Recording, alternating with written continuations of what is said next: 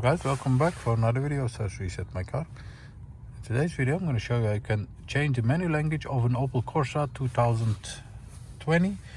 The building years are 2019 till 2021, and in this short video I'm going to show you how you can change the menu language.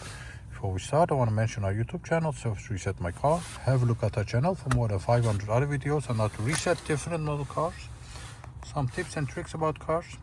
Use the comment area if you have any questions, and I'll get back to you as soon as possible. Okay. First of all, you're gonna use this area over here. Press the menu button or the car button over here. Then we're gonna go to the options area. Press the options, and then you'll see the language over here.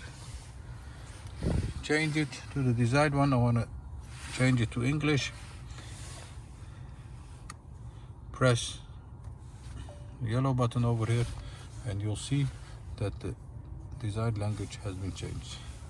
So once again, car button, options, go to options, languages, desired language. Let's get back to Dutch.